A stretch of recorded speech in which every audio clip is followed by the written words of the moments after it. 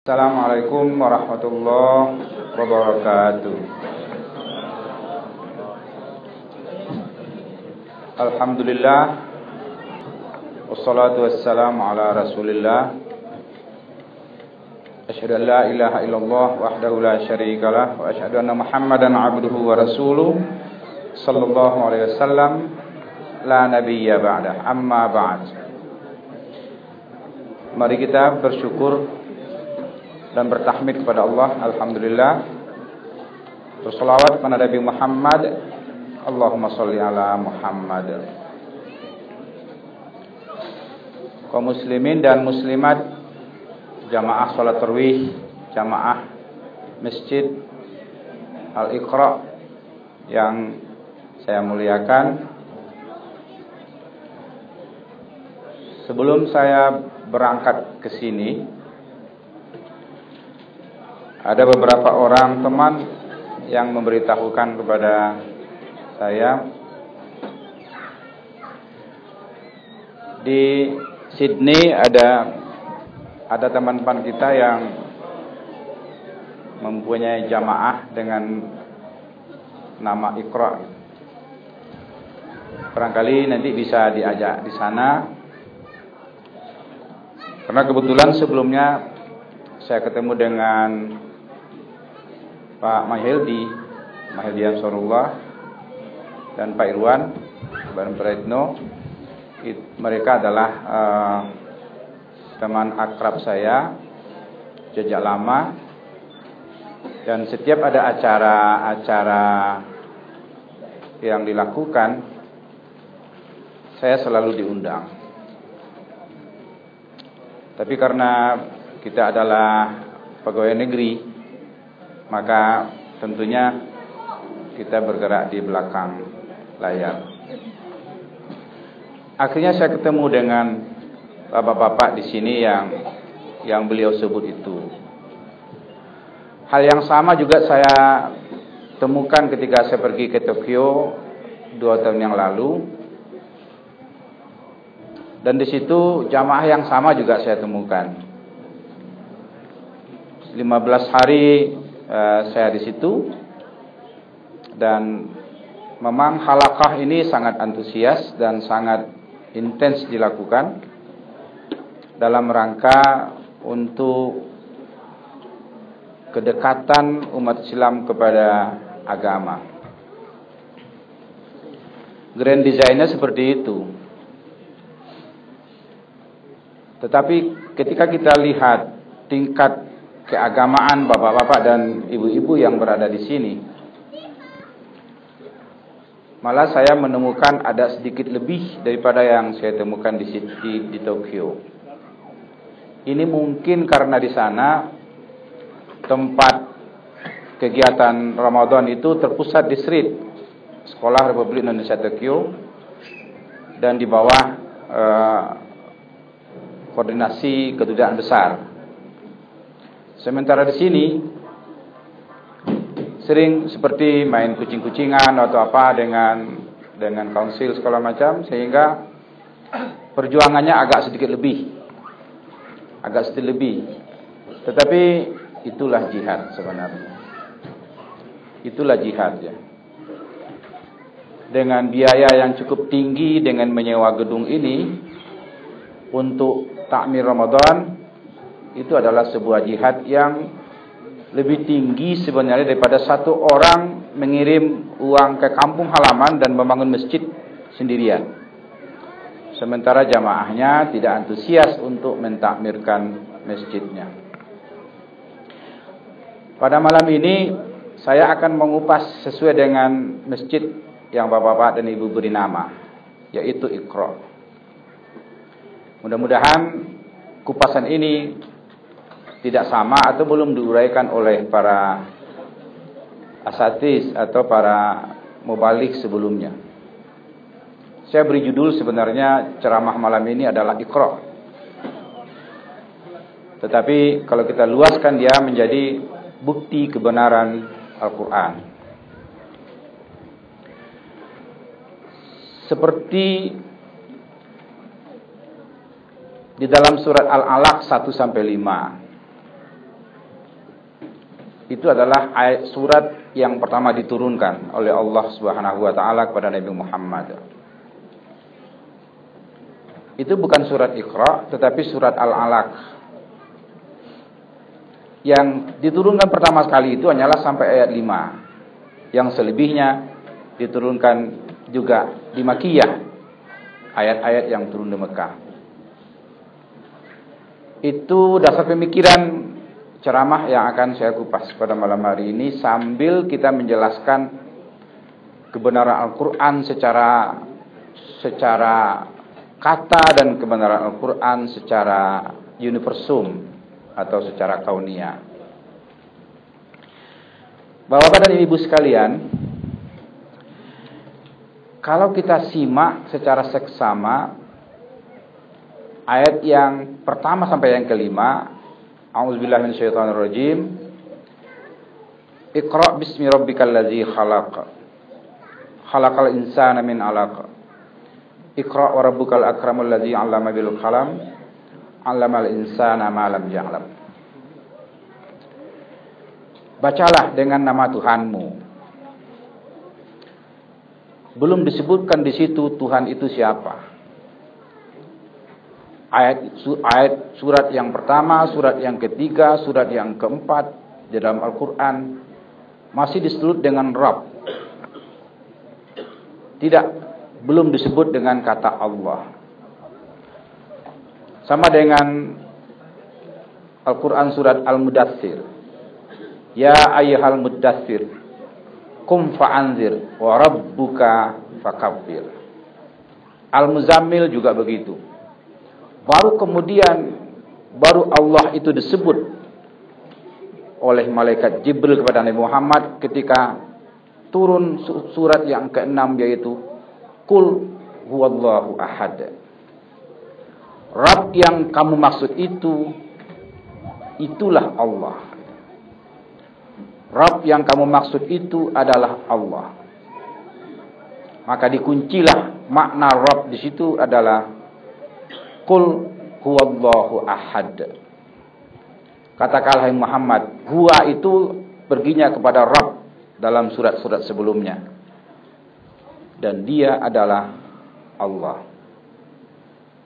Allah ini sudah dikenal sebelum Nabi Muhammad. Nama bapak Nabi Muhammad saja bernama Abdullah. Tetapi untuk sampai kepada Allah itu, orang-orang kafir jahiliyah itu melalui berhala yang digantungkan di Ka'bah, dan di atas Ka'bah itu ada sebuah pengakuan oleh orang jahiliyah, yaitu Allah. Tapi untuk sampai kepada keyakinan Allah di atas Ka'bah, mereka melalui mediator yang namanya Al-Lata wal Uzza wal Manata, berhala. Maka mereka disebut dengan musyrik. Sebelumnya dalam surat Al-A'raf Allah juga berfirman, dan Maryam berkata, sesungguhnya musyriklah orang-orang yang mengatakan Tuhan tiga di dalam satu. Kata Isa, u'budu rabbi wa rabbukum. Sembahlah oleh kamu Tuhanku dan Tuhanmu. Artinya Isa alaihi salam memerintahkan kepada Bani Israel untuk menyembah Tuhannya dan Tuhan kamu semua. Dan tidak pernah Isa alaihi salam menyebut dirinya sebagai Tuhan. Sebelum saya lanjutkan tema ini, karena pertemuan kita tidak banyak, ada sebuah kisah pada masa Nabi Isa alaihi salam. Temannya bernama Paulus. Paulus itu berkata kemana-mana mempropagandakan ajaran Isa adalah sesat. Isa itu bahasa Arab. Orang-orang Ibrani tidak bisa menyebut ain. Dia bisa menyebut yi. Ain itu hanya dalam bahasa Arab, sama dengan doa, mereka sebut doa. Makanya yi. Dan dia tidak mengenal kata dummah, baris di depan itu. Jadi Isa, maka mereka mengenal Yesus, seperti itu. Sehingga apapun ujungnya, Yesus, Donarius, segala macam gitu. Darius, itulah bahasa Ibrani. Kalau ada yang mirip nama seperti itu, ganti saja segera. Ya, karena kedengaran tadi ada tanggapan. Nah, Paulus ini kemana-mana dia mengatakan ajaran Isa adalah sesat. Suatu malam dia bermimpi. Kamu jangan menyalahkan ajaran Isa. Berimanlah kamu kepadanya dan dia adalah Rasul Tuhan. Besok dia kemudian mendatangi Isa dan langsung beriman kepada Nabi Isa itu. Setelah itu mereka berpisah. Dan Isa pergi, mau kemana engkau hai Isa? Saya pergi menyelamatkan domba-domba yang sesat. Penggembala. Jadi orang jahiliyah disebut dengan domba-domba yang sesat. Berpisah mereka di situ dan Paulus juga pergi. Tidak pernah dalam Al-Quran dijelaskan oleh Allah di mana negeri asalnya para nabi dan rasul itu, kecuali Nabi Muhammad. Kenapa tidak disebutkan nama tempat tinggalnya? Agar orang tidak mengklaim itu adalah keturunan kami. Makanya di dalam Al-Quran semuanya bernama kisah. Kalau kisah tidak berlatar belakang tanggal, tahun, di mana tempatnya. Tapi kalau sejarah, dia punya tanggal, punya tahun, dan punya tempat. Dalam Al-Quran hanya kisah. Surat Al-Qasas itu surat beberapa kisah. Maka Paulus itu ketemu dengan sebuah ajaran ketika itu yang bernama Zoroaster. Zoroaster itu adalah agama penyembah api. Kelihatanlah di daerah Yunani oleh Paulus itu orang sedang berkeliling api melakukan sembahyang. Makanya kita tidak tepat menyebut sembahyang karena hyang itu artinya dewa. Yang tepat adalah sholat. Bertanya Paulus kepada penduduk yang menyembah api, lagi ngapain kalian? Kami sedang melakukan sembahyang. Kami sedang menunggu Tuhan dari atas yang sedang berkelahi dan akan turun satu ke bawah. Kenapa pakai api? Karena Tuhan suka cahaya. Yang turun dari atas itu disebut kemudian dengan Allah Bapa. Disebut seperti itu kemudian. Dan ada yang menyebutnya dengan Ruhul Kudus. Lalu ajaran Isa yang sudah diterima oleh Paulus tadi digabung oleh Paulus itu dengan ajaran agama Zoroaster. Maka lahirlah konsep Trinitas. Trinitas itu adalah ajaran Paulus yang dikembangkan kemudian, sehingga ajaran agama Nasrani itu lebih cenderung sekarang disebut dengan Paulunisme. Ajaran yang mengikuti konsep-konsep Paulus. Itu segelintir sejarah. Karena itu dikatakan oleh Isa, jangan kamu katakan Tuhan tiga di dalam satu. Artinya apa? Ada pengakuan di kalangan kaum Bani Israel itu ketika itu yang Tuhan itu adalah satu. Karena Trinitas itu adalah satu tapi tiga sisi. Kenapa dia disebut dengan musyrik? Karena dia melalui perantara Bunda Maria, Yesus Kristus, dan Lauhul Kudus. Kenapa disebut musyrik jahiliyah? Karena dia melalui mediator berhala untuk sampai kepada Allah Subhanahu wa taala. Karenanya kalimat la ilaha illallah itu tidak ada semua itu. Tidak ada semua yang bisa kita tempat bergantung, tempat meminta, tempat memperhambakan diri kecuali Allah gitu. Nah, karena itu untuk toleransi tidak dibenarkan dalam hal akidah. Kalau untuk hubungan-hubungan horizontal, Nabi Muhammad sudah mempraktekkannya, melakukan hubungan baik antara Yahudi dan paganisme di Medina.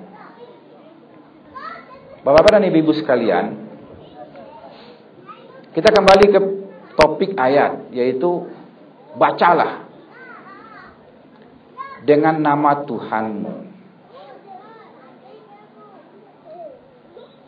yang menciptakan kamu dari segumpal darah. Al-alaq itu disebut dengan alaq itu dalam bahasa Arab, bahasa kitanya yang tergantung. Yang tergantung ketika sperma dan ovum menyatu menjadi nutfah, lalu kemudian dia tergantung di dinding rahim bagian luar. Makanya alaqah itu tergantung. Karenanya 3 bulan ke bawah dilarang melakukan pekerjaan berat bagi ibu-ibu yang sudah positif.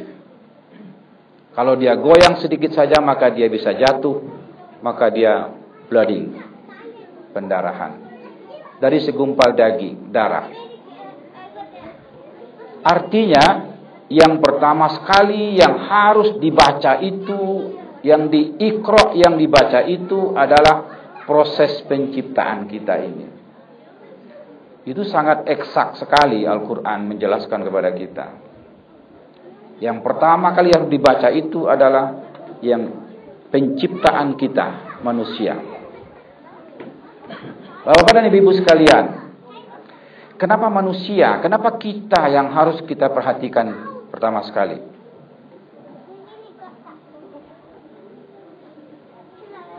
Allah berfirman pada ayat lain, sanurikum fi ayatina wa fi anfusikum. Akan kami perlihatkan tanda-tanda kebesaran kami di seluruh ufuk ini, alam jagat raya, dan di dalam diri kamu sendiri. Di dalam diri kamu sendiri. Cobalah kita perhatikan postur tubuh kita, dengan keteraturan dan keseimbangan yang ada pada diri kita itu. Ada tidak peluang kita untuk mendustakan Allah? Tidak ada. Tidak ada peluang. Mata dicembungkan oleh Allah agar dia bisa melihat kiri kanan. Sehingga coba kita melihat lurus ke depan sekarang. Ada tak kesan lain yang ada pada pandangan kita? Ada. Kesan mana? Kesan yang tampak di kiri dan di kanan. Dia masuk dalam sebuah kesan sampingan dari pandangan lurus ke depan itu. Pandangan mata. Demikian. Tetapi dengan adanya mata, orang menjadi kaya raya. Siapa yang kaya raya dengan mata? Dokter mata. Siapa yang kaya raya dengan mata? Ahli kacamata. Al-Quran tidak pernah menyuruh orang menjadi dokter mata. Al-Quran tidak pernah menyuruh manusia memakai kacamata. Tetapi dengan ilmu pengetahuan yang diraih oleh manusia, maka manfaat mata bisa menjadi panjang dengan memakai kacamata. Dan Allah tidak pernah menyuruh seperti itu. Isyarat-isyaratnya ada. Mereka punya hati, tidak memakai hati untuk berfikir. Mereka punya mata, tapi tidak melihat dengan mata. Mereka punya telinga, tidak mendengar dengan telinga. itulah yang lebih jahat daripada binatang. Bapak dan Ibu sekalian, gigi kita dengan kuku misalnya, dia sama-sama tulang. Kenapa gigi tidak bisa panjang dan kuku itu bisa panjang? Setiap pagi-pagi Jumat kita disunahkan memotong kuku. Tapi tidak ada yang disunahkan bagi seorang memotong gigi sebelum sholat Jumat. Padahal dia sama-sama tulang. Rambut dan alis mata, bulu mata ini dengan kumis dan jenggot, dia tumbuh pada rumpun yang sama. Tapi ada yang bisa panjang, ada yang tidak bisa panjang. Tidak bisa manusia memikirkan itu. Tidak bisa. Itu adalah kemahakuasaan Allah Subhanahu wa taala. Nah, kemudian Bapak dan Ibu sekalian, anatomi tubuh kita yang kita miliki sekarang, coba diperhatikan dengan tingkat oksigen, hidrogen, fosfor, klor, segala macam, magnesium, itu semua lengkap di dalam tubuh kita, unsur kimianya ada yang berasal dari tanah. Nah, karena itu tidak mungkin orang Amerika mencoba membuat seperti manusia dan kemudian dia berjalan seperti manusia. Tapi yang robot itu tidak bisa mengangkat dengkulnya seperti manusia mengangkat dengkulnya. Artinya Allah tidak akan bisa memberikan kepada manusia sebuah kemampuan seperti yang Allah ciptakan bagi manusia itu sendiri. Bapak-bapak dan ibu-ibu sekalian, itu memang harus kita baca. Bukan sekedar membaca Al-Quran secara literally. Bukan sekadar itu, tetapi jauh. Yang harus kita baca itu sebenarnya jauh, sangat luas. Nah, dokter gigi juga kaya oleh gigi. Tetapi gigi bukan dokter gigi yang menciptakan. Ahli THT, telinga juga kaya, tetapi dia tidak telinga. Tidak dia yang menciptakan telinga itu. Dan keseimbangan kita, kata orang, pertama dilihat di telinga ini. Ketika telinga ini mendenging tinggi, maka jalan kita bisa timpang. Dan orang-orang yang berpostur tubuh normal, dari pusatnya ke atas dan pusatnya sampai ke kaki, hampir sama panjangnya. Demikian seimbangnya ciptaan Allah kepada manusia. Itu yang harus kita pikirkan pertama sekali.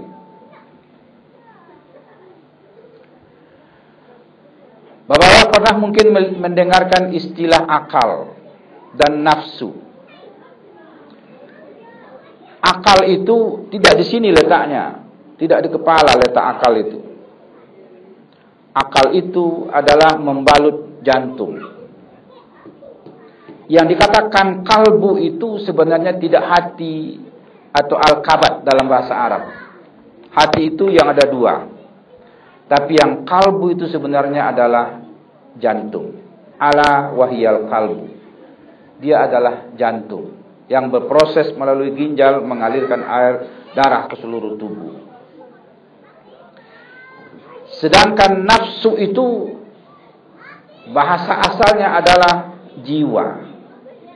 Ya ayyuhat ya Tuhan nafsul mutmainnah. Yang disebut dengan selera itu tidak nafsu, tetapi adalah syahwat. Syahwat itu sama dengan akal letaknya. Dia berada di sekeliling jantung. Akal itu artinya ikatan. Ketika akal itu mengikat jantung, maka orang akan cenderung berbuat kebaikan. Tetapi kalau syahwatnya yang menonjol, mengikat jantungnya, maka orang cenderung berbuat kejahatan. Dalam ilmu kesehatan, syahwat yang membalut jantung itu disebut dengan trigliserida, lemak pembalut jantung, ciri khas orang yang hipertensi atau orang-orang yang punya kolesterol tinggi. Itu digambarkan dalam Al-Quran dengan syahwat. Syahwat. Kita mana yang dominan? Apakah akal yang dominan atau syahwat? Ketika syahwat yang dominan, maka orang tidak akan bisa melakukan perbuatan baik.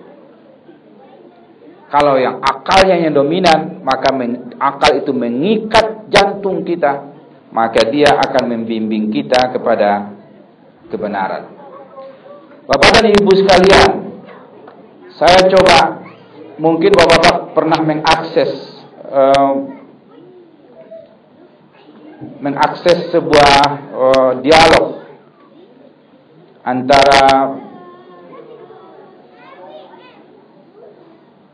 antara seorang murid dengan seorang guru pada sebuah kelas, yaitu pada satu saat seorang guru, dia profesor kebetulan, dia bertanya kepada muridnya, "Wahai murid semua, apakah kejahatan itu ada?" Kata muridnya semua, "Ada." Kemudian, "Apakah Tuhan itu ada?" "Ada," kata semua muridnya. Lalu, "Apakah Tuhan menciptakan kejahatan?" "Benar," kata semua muridnya. Kalau begitu, profesor tadi mengatakan, Tuhan adalah kejahatan, karena Tuhan menciptakan kejahatan. Tidak lama kemudian menunjuk salah seorang muridnya yang lain. "Ya guru, saya juga mau bertanya. Apakah menurut guru gelap itu ada?" "Tentu saja ada." Lalu murid tadi menimpali, "Guru salah. Gelap itu tidak ada. Yang ada adalah terang atau cahaya." Seberapa gelap sebuah ruangan diukur oleh seberapa intensitas cahaya di dalam ruangan itu. Kecepatan cahaya bisa diukur, sedangkan kelambatan gelap tidak bisa diukur.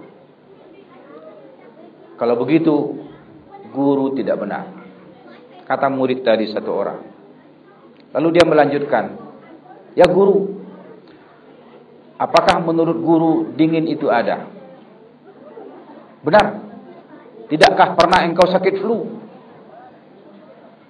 Lalu kemudian sekali lagi guru juga salah, kata murid yang satu ini. Dingin itu juga tidak ada. Suhu minus 456 Fahrenheit itu adalah karena ketiadaan panas. Seberapa dingin sebuah ruangan diukur dengan seberapa intensitas panas di dalam ruangan itu. Karena itu yang ada adalah panas, sementara dingin sebenarnya tidak ada.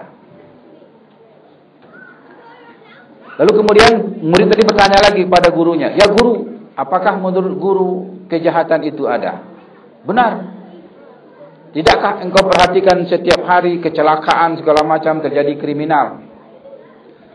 "Sekali lagi Anda salah," kata murid itu. Kejahatan itu tidak ada. Kejahatan itu ada ketika Tuhan tidak kita hadirkan di dalam diri kita. Ketika Tuhan kita buang di dalam diri kita, maka kita akan cenderung berbuat kejahatan. Karena itu Tuhan tidak menciptakan kejahatan. Tuhan hanya menciptakan kebaikan seperti manusia fitrah dari asal kejadian. Kapan orang berbuat jahat? Ketika hatinya ini dibuangnya Tuhan dari hatinya. Ketika Tuhan kita buang dari diri kita, maka kita akan berbuat jahat. Kalau Tuhan ada terus di dalam diri kita, maka kita pasti tidak akan berbuat kejahatan, karena Allah membimbing manusia kepada kebenaran. Saya masih ingat pendapat itu, ternyata muridnya itu adalah Albert Einstein, yang konon kabarnya IQ-nya sangat tinggi dan dia sudah menggunakan sel-sel otaknya itu yang miliaran itu 15%. Sementara kita baru menggunakannya 0,5%. Jadi kalau begitu, saya ingat dalam firman Allah, wasyamsa diya'an wal qamara nura. Matahari bersinar dan bulan bercahaya. Bulan pada hakikatnya tidak bercahaya, tetapi pantulan sinar matahari, maka itulah kemudian yang lengket dengan bulan yang kebetulan permukaannya itu agak mengkilat, jadi memantulkan cahaya secara garis lurus. Kita lihat bola lampu ini, mana yang bercahaya sebenarnya itu? Padahal kita buka, dia adalah kumpulan dari kabel-kabel segala macam, tapi dia mengeluarkan cahaya.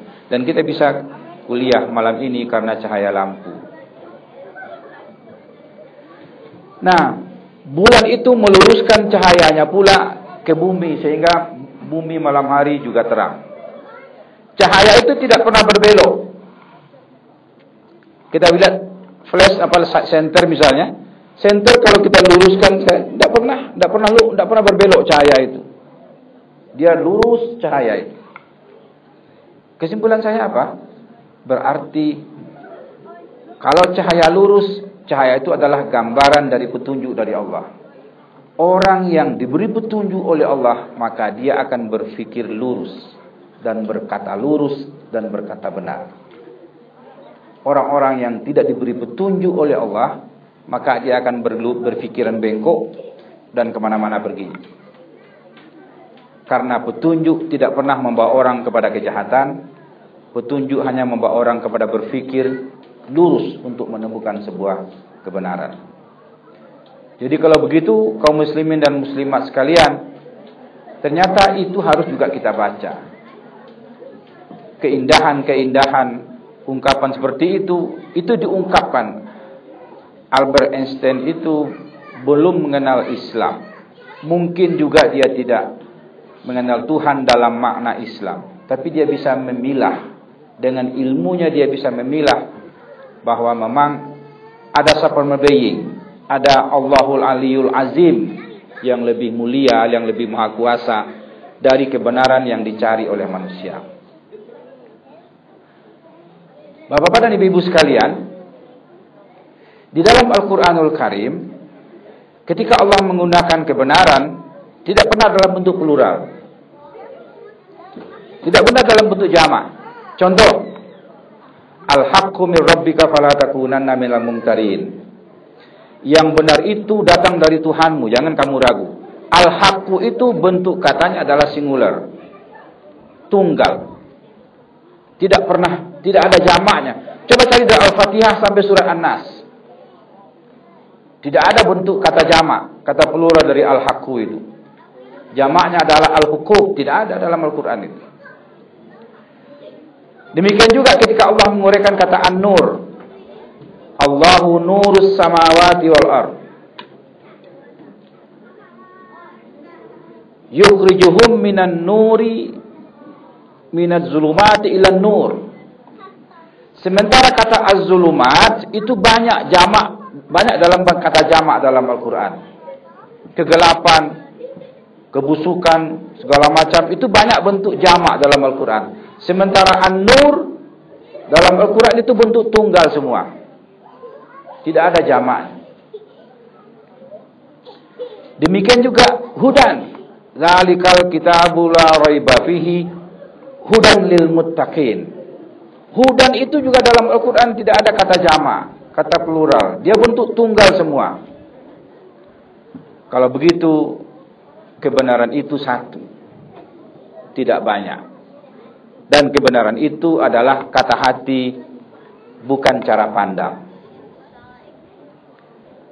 Kalau di pengadilan kata jaksa ini benar, kata pengacara ini benar, kata hakim ini benar, kata terdakwa saya yang benar.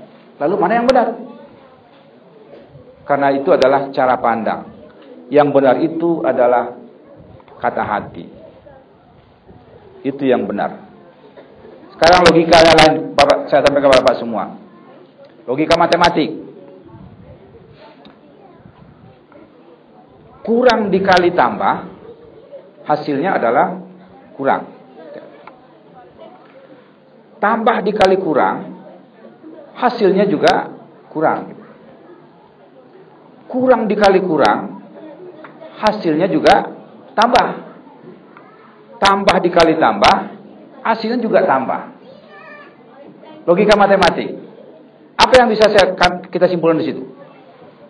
Kurang dikali tambah, yang benar, yang salah kita katakan benar, itu adalah salah. Tambah dikali kurang, sama dengan kurang, yang benar kita katakan salah, itu juga salah. Tambah dikali tambah, yang benar dikatakan benar, itu adalah benar. Kurang dikali kurang, yang salah dikatakan salah, itu adalah benar. Ternyata logika matematik bisa menemukan kebenaran. Tidak ada bedanya dalam perkalian yang tadi itu secara matematik. Kalau di daerah kita 2 kali 3 itu sampai di sini jumlahnya 6. Tapi kalau ditanyakan kepada tukang rumah, 2 kali 3 itu katanya itu kamar mandi. Tukang 2 kali 3 berapa tukang? Kamar mandi sama dengan kamar mandi. Tapi kalau ditanya ke tukang foto, cuci cetak foto itu, 2 kali 3 berapa? 1.500.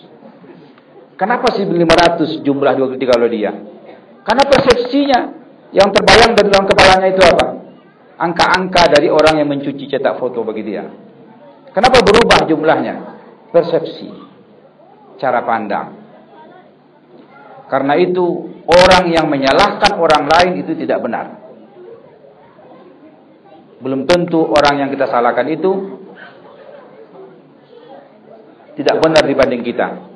Dalam surat Al-Hujurat dibilang begitu. Jangan kamu mencaci orang lain, jangan-jangan orang yang kamu caci itu lebih bagus dari kamu. Jangan kamu hina orang lain, jangan-jangan orang yang kamu hina lebih mulia daripada kamu sendiri. Nah, karena itu Bapak dan Ibu sekalian, kebenaran yang hakiki itu adalah datang dari Allah. Jangan kita tarik kebenaran itu dengan persepsi kita.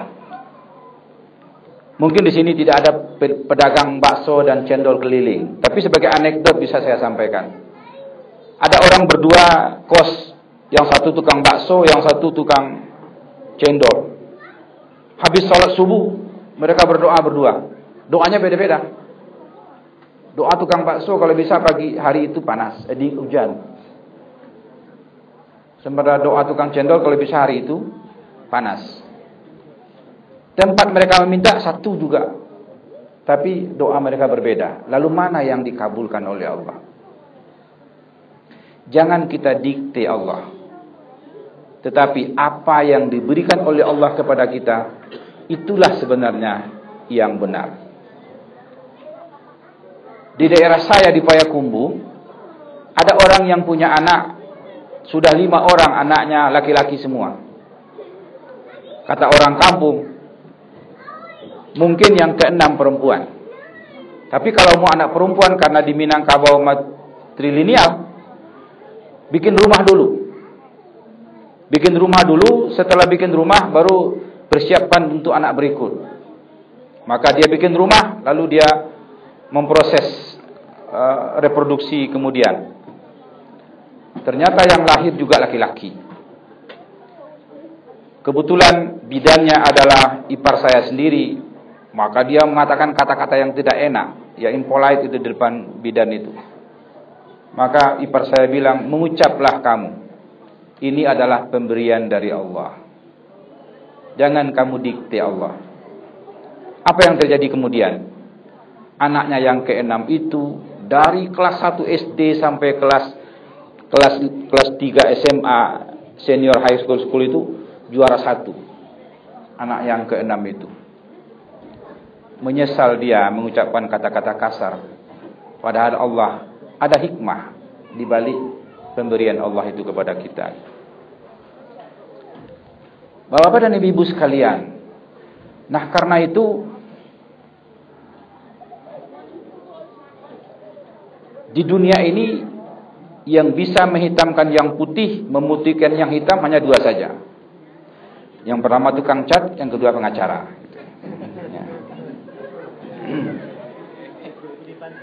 Nah, kalau tukang cat ini dihitamkan hitam sebentar. Kalau pengacara juga begitu. Pengacara adalah orang yang tidak bisa menerima kebenaran orang lain. Bapak dan ibu sekalian. Nah,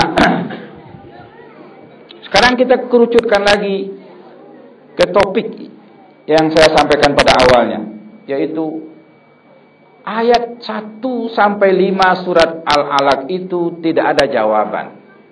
Coba saya baca terjemahnya. Bacalah dengan nama Tuhanmu yang menciptakan kamu dari segumpal darah. Bacalah dengan nama Tuhanmu yang maha mulia, yang mengajarkan kamu dengan alat tulis, yang mengajarkan kamu dari tidak tahu menjadi tahu. Lalu yang dibaca mana? Tidak ada ujungnya ayat itu, objeknya tidak ada, yang dibaca apa gitu. Yang dibaca itu apa? Sama dengan ayat yang dibaca imam tadi.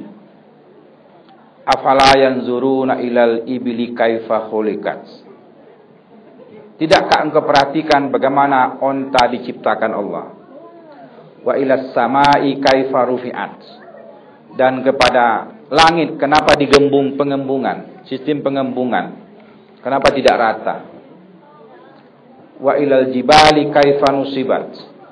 Dan gunung kenapa ditegakkan? Wa ilal ardi kaifa sutihat. Dan kepada bumi kenapa dia dihamparkan? Ujungnya apa? Fazakir innama anta muzakkir. Fikirkanlah itu, engkaulah yang bisa berfikir. Juga tidak ada jawabannya pada ayat itu. Cuma Allah menyuruh memperhatikan saja. Allah menyuruh memperhatikan saja. Tetapi siapa yang bisa menjawabnya kemudian? Yang menjawabnya kemudian adalah kita dengan pengetahuan kita. Ternyata bacaan yang kita baca dalam surat Al-Alaq itu bukan sekedar membaca dengan bahasa lidah Al-Quran yang 114 surat itu.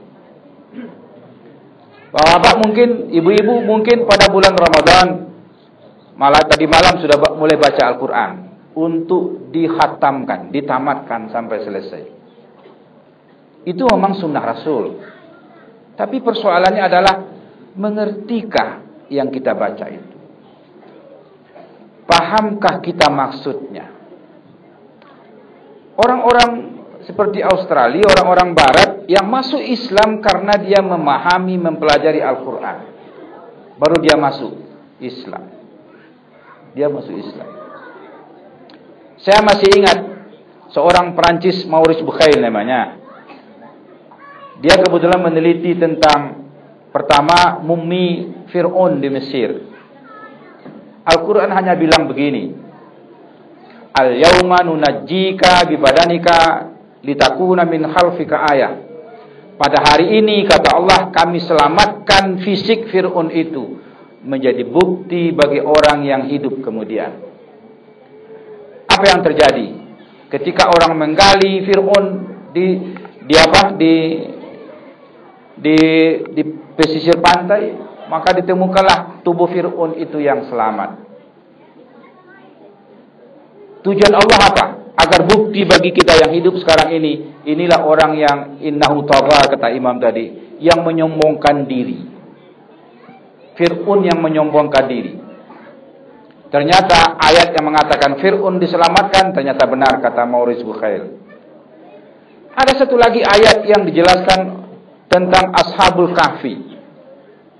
Di sini Ashabul Kahfi tidak boleh lagi melakukan kegiatan katanya begitu ya. Tapi tidak itu yang kita bahas. Saya tidak mengerti juga itu. Kisah Ashabul Kahfi yang bisa manusia tidur selama 300 tahun lebih dalam Al-Quran. Kisahnya ada itu. Orang-orang bilang, orang barat bilang pertama itu mitos, mitologi. Tidak benar. Itu tidak benar. Tetapi lagi-lagi Maurice Bucaille menganalisis. Betulkah orang ketika satu orang bangun ketiga-tiganya dengan seekor anjing, lalu kemudian pergi berbelanja ke pasar, ihbitu misran, kan itu bunyi ayatnya. Utus salah seorang pergi ke kota, misran ke kota. Ketika mereka belanja, ditangkap oleh orang pasar, oleh polisi, karena mengedar uang palsu. Maka mana temanmu yang lain? Diberondong ketiganya ke depan raja, karena mereka mengatakan tertidur, tidak percaya satu orang pun. Lalu kemudian kapan ditemukan kebenarannya? Baru abad ke-19 kemarin. Lagi-lagi dengan penelitian arkeologi, mata uang yang mereka pakai dalam kantong mereka itu adalah, konon kabarnya, saya juga belum membaca secara pasti, tapi saya dapat berita dari guru saya yang saya percaya, Theodorus ke-13 itu berkuasa ketika mereka tidur, masa Romawi. Mata uang ketika itu, mata uang logam, ada gambar raja di situ. Gambar raja. Ketika mereka terbangun, yang berkuasa adalah Raja Theodorus ke-19. Mata uang Theodorus ke-19 adalah mata uang Theodorus ke-19 raja itu yang ada pula di mata uang itu. Makanya dia disebut dengan pengedar uang palsu. Karena mata uang yang berlaku ketika dia bangun adalah yang berkuasa Theodorus ke-13. Lalu ditelusuri oleh para arkeolog, mereka mata uang itu dengan mata uang yang berlaku kemudian. Ternyata jarak antara Theodorus ke-13 dan ke-19 itu jaraknya kurang lebih 300 tahun. Kalau begitu, kisah Ashabul Kahfi dalam Al-Quran adalah benar. Nah, jadi karena itu ternyata Al-Quran bukan sekadar dibaca,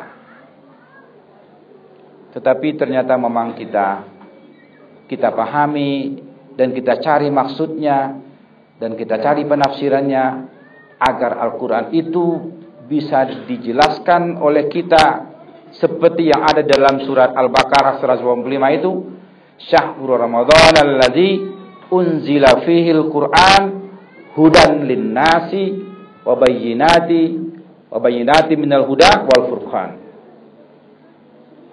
Di bulan Ramadan ini diturunkan Al-Quran, surat Al-Alaq 1-5 tadi. Hudan linnas. Kapan Al-Quran bisa menjadi petunjuk? Kalau kita baca dan kita pahami maksudnya dan kita amalkan. Ketika hanya kita tamatkan saja sementara kita tidak mengerti maksudnya, mana mungkin dia bisa menjadi petunjuk? Alangkah baiknya kita juga menghafal, tapi alangkah indahnya juga kita pahami secara perlahan maksud dari Al-Quranul Karim itu. Kalau begitu, apa makna Iqra itu sebenarnya? Ada dua hal. Pertama, kita baca ayat-ayat kata, yaitu wahyu surat Al-Fatihah sampai surat An-Nas. Itu yang kita baca, itu yang harus diiqra, yang akan dibaca oleh jamaah kita di masjid kita ini. Yang kedua, apa yang harus dibaca itu? Yaitu ayat-ayat fakta, ayat-ayat kauniyah, yaitu alam semesta. Yang harus dibaca itu ada dua. Yang pertama, ayat-ayat kata, yaitu wahyu. Yang kedua adalah ayat fakta, yaitu kauniyah atau alam semesta. Ketika kita gabungkan yang dua itu, maka Al-Quran bisa menjadi petunjuk bagi kita semua. Al-Quran bisa menjadi petunjuk bagi kita semua. Sekarang kita rinci sedikit lagi. Bapak dan Ibu sekalian, Al-Quran yang kita baca berulang-ulang. Coba setiap saat Al-Fatihah saja tadi berapa kali kita baca. Tapi tidak pernah bosan kita. Berapa kali kita baca setiap malam. Malah bergetar badan kita itu dengan bacaan itu. Coba kita baca buku 2 kali kita baca. Atau koran misalnya. Bosan. Tapi Al-Quran tidak pernah bosan kita membacanya. Nah, kemudian bapak-bapak, ibu-ibu yang hadir hari ini, saya bertanya kepada bapak-bapak semua dan ibu-ibu, hafalan-hafalan sejak kapan yang ada di dalam pikiran kita sekarang, yang kita bawa ketika usia kita senja seperti ini? Hafalan sejak mana? Sejak usia berapa? Saya berkesimpulan mungkin hafalan yang kita bawa dari kecil juga. Dari kecil anak-anak belajar di Tempi misalnya, di Iqra, suruh hafal Al-Quran. Kemarin saya menarik ya di George House ya, baca surat An-Naba anak-anak. Nah, kalau disuruh bapaknya barangkali mungkin menghafal begitu, mungkin tidak mau bapaknya. Kenapa tidak? Karena tidak hafal. Lebih hafal anak-anak kita surat An-Naba dibanding bapaknya sendiri. Lalu kalau kita coba lagi menghafal di usia senja begini, susah. Tidak masuk dia gitu. Kalau masuk telinga kiri, karena telinga kiri itu masih untung, masih berlubang telinga kita. Kalau masuk ini mental lagi keluar, berarti tidak berlubang. Artinya begini. Artinya apa? At-ta'allumu fis sigar kan nagsi 'alal hajar. Wa ta'allumu fil kibar kan nagsi 'alal ma. Belajar di waktu kecil seperti mengukir di atas batu. Sedangkan belajar di hari tua seperti mengukir di atas air. Semakin kita ukir air, semakin tidak nampak. Maka karena itu jalan salah satunya hanyalah kejujuran. Jujur saja kita pada anak-anak kita. Kamu jangan seperti ayah. Kamu jangan seperti ibu. Yang sampai sekarang juga tidak fasih baca Al-Quran. Belajarlah kamu dengan giat. Lebih dari bapakmu ini, harusnya begitu. Tidak ada masalah secara kejujuran. Mengakui gitu. Karena anak kita itu satu saat dia akan menjadi seorang bapak juga. Anak perempuan kita suatu saat dia akan menjadi seorang ibu juga. Itu yang seharusnya pertama sekali mengajarkan Al-Quran kepada anaknya. Sekarang pertanyaan saya berikut. Kenapa hafalan-hafalan masa kanak-kanak itu sekarang kok lupa? Kenapa lupa hafalan-hafalan yang kita lakukan dulu? Jawabannya mungkin praktis saja. Mungkin kita masih suka melakukan dosa-dosa kecil. Orang yang suka melakukan dosa-dosa kecil, jangan dosa besar. Orang yang suka melakukan dosa-dosa kecil, maka hafalan-hafalan tadi bisa menjadi hilang. Yang kedua, mungkin ketika kita sholat, tidak kita hadirkan hafalan itu lagi. Misalnya kita sholat sendirian di kantor, paling-paling ayat pertamanya inna a'tainah, rakaat keduanya kulhu. Nanti kalau asar naikkan kulhu ke atas, inna a'tainah yang kedua gitu. Lalu maghrib begitu nanti naik lagi inna a'tainah, kulhu lagi yang kedua. Artinya hafalan yang sudah kita bawa sejak masa kanak-kanak menjadi hilang karena tidak kita ulang-ulang lagi gitu. Nah, karena itu kendati kita sholat sendirian, hadirkan kembali hafalan yang lama itu. Ketika kita nanti akan meninggal dunia, maka ketika orang membacakan Al-Quran itu di telinga kita, maka memori kita akan muncul kembali. mendengarkan bacaan-bacaan yang pernah kita baca ketika kita dalam keadaan sadar. Kalau kita meninggal dengan bacaan-bacaan Al-Quran itulah yang disebut dengan husnul khatimah, happy ending.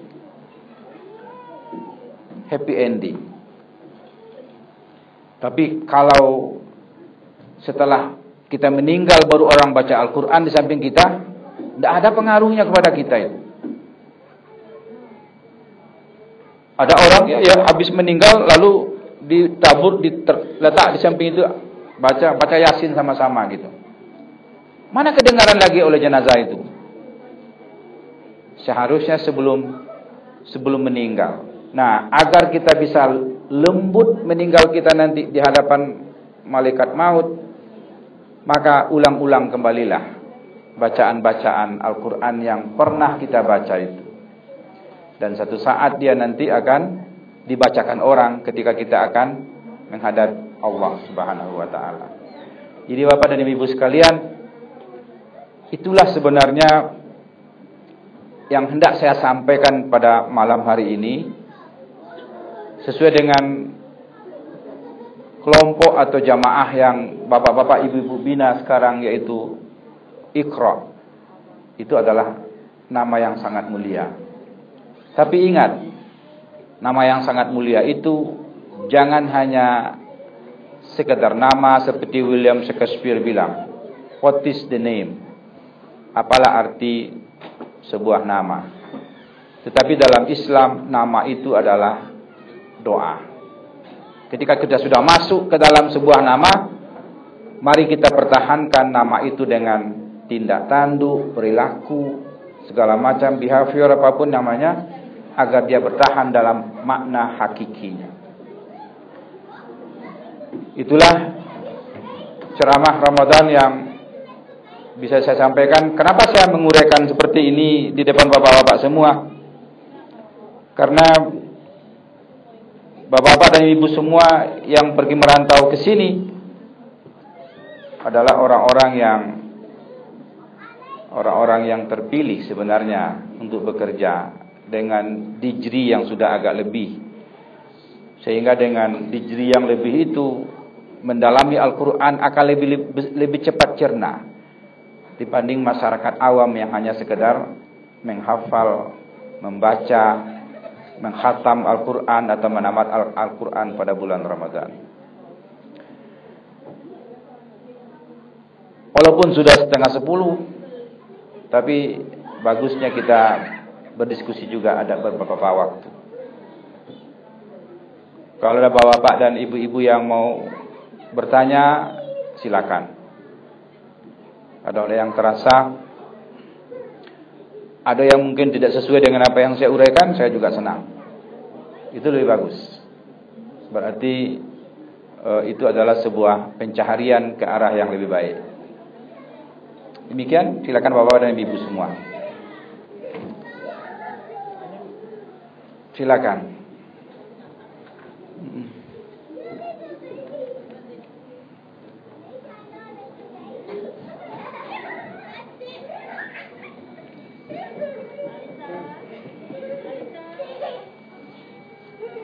Tadi malam agak semangat bertanya walaupun sudah jam 10.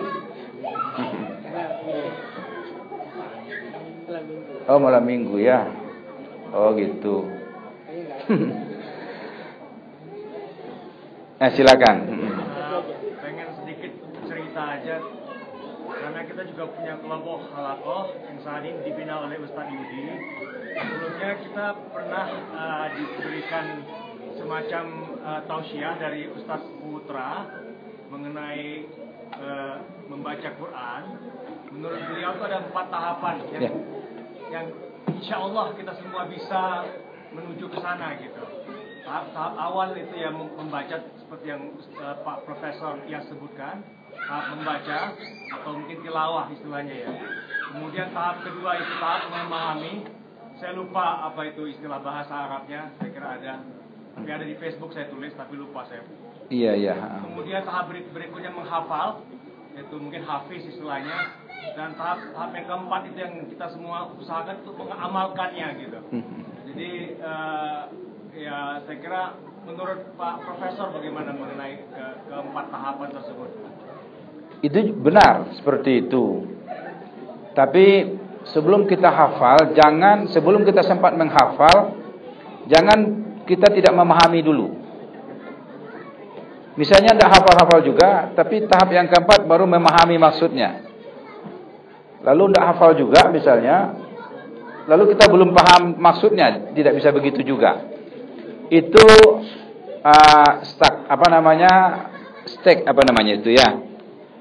makam atau tahap-tahap secara kronologis, secara pembelajaran, secara klasikal. Secara klasikal memang seperti itu untuk diberikan kepada anak-anak. Tapi untuk kita yang sudah bisa cerna pola pikir kita, itu tidak harus kronologisnya ketat seperti itu. Tidak harus kronologis seperti itu lagi gitu. Artinya apa? Saya yakin bahwa Bapak dan Ibu semua hari ini, malam ini sudah bisa membaca dengan makhrajnya yang benar. Nah, kalau begitu, kalau kita tidak hafal-hafal juga, kita langsung kepada memahami maksudnya, itu juga paling bagus. Karena toh kalau mau menghafal itu adalah rute yang dilalui untuk masa kanak-kanak tadi. Pada mulanya membaca dengan makhraj, kemudian dengan tartil namanya yang kedua dengan tahfiz, yang kedua dengan tafhim atau tahsinul Quran. Tahsin, menghaluskan bacaan Al-Quran. Itu adalah kronologis bagi bagi anak-anak yang belajar secara tahapan-tahapan seperti itu. Tapi bagi kita tidak ketat seperti itu. Yang penting sebenarnya kita bertanya. Misalnya orang-orang mengatakan bahwa kalau kita baca Al-Quran dengan begini, maka pahalanya begini gitu. Nah, sementara yang kita cari sudah di atas itu. Apa yang dimaksud oleh Allah sebenarnya? Contohnya tentang onta tadi saja misalnya. Onta itu punya keistimewaan dibanding binatang lain, ternak lain. Onta itu slowly but surely, bisa berjalan perlahan tetapi pasti. Di padang pasir dia memiliki busa di bawah kukunya itu ada busa. Dan di atas busa itu ada kukunya dari tulang. Kalau dia menginjakkan kakinya ke padang pasir, maka panas terik padang pasir itu tidak sempat menyentuh kukunya yang panas itu. Sehingga dia bisa lama berjalan. Kalau kuda sebentar capek karena keras beradu dengan keras. Konon kabarnya onta itu memiliki kantong di dalam tubuhnya. Kantong itu bisa menyimpan air bersih seperti yang dia minum. Ketika dia minum air minum, majikannya tidak perlu membawa air ketika dia berdagang dengan ontanya. Dia pukul-pukul onta itu dan dikeluarkan dari mulutnya, dan orang-orang dari Amerika meneliti onta. Air yang keluar itu bersih seperti air yang masuk semula gitu. Itu keistimewaan onta itu. Onta itu bukan binatang padang pasir pertama sekali. Dia adalah binatang pertama sekali yang hidup di Amerika. Jauh sebelum masa Bani Israel lagi, onta itu sudah ada gitu. Kemudian dia berkembang biak di sini dan berkembang biak juga di Timur Tengah. Dan keistimewaan onta yang lain lagi, dia memiliki air susu yang semakin tua, air susunya semakin banyak. Sehingga onta itu semakin tua, semakin mahal harganya. Berbeda dengan manusia. Manusia kebalikannya. Semakin tua, air susu semakin hilang dan semakin murah, semakin tidak mahal harganya. Beda dengan onta. Lalu kemudian wa ilas sama, sehingga orang ahli tentang onta itu kan ahli peternakan namanya. Orang-orang Amerika tanpa dia menghafal Al-Quran, Maurice Bucaille tadi, tanpa dia membaca secara tahsin Al-Quran, dia sudah menemukan kebenaran Al-Quran itu. Coba, dia sudah menemukan kebenarannya itu. Makanya jangan begitu ketat dengan kronologi seperti itu. Bagi usia kita yang seperti ini, apa saja waktunya kita kata Al-Quran kita baca. Kalau perlu satu malam, satu hari saya harus baca Al-Quran 1 halaman. Besok 1 halaman. Besok 1 halaman kalau untuk baca. Nah, tapi habis sholat isya ini, sholat tarawih di rumah, lalu kita baca sedikit-sedikit maknanya apa. Kalau di kantor kita bawa Al-Quran, jangan VCD yang kita dengar. Kita yang harus membaca gitu. Kalau VCD itu dia saja yang fasih terus bacaannya. Ya di mobil, kita mendengar saja sambil menyetir gitu. Kita yang harus membacanya gitu. Kita harus membacanya. Kalau VCD aja yang berpahala terus dia baca terus kan. Kita yang harus membaca. Wa ilal jibali kaifa nusibat, gunung kenapa ditinggikan? Berarti itu adalah untuk kokohnya bumi. Lalu bumi kenapa dihamparkan? Itu dalam rangka mencari kehidupan. Carilah harta kekayaan di muka bumi ini sebanyak mungkin, kata Allah. Maka kita adalah khalifah gitu. Kita adalah khalifah. Kira-kira begitu yang saya uraikan gitu.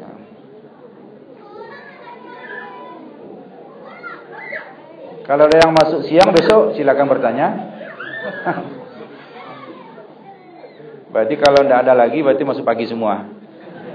Baik, demikian, banyak maaf pengajian yang saya sampaikan pada Bapak Ibu semua.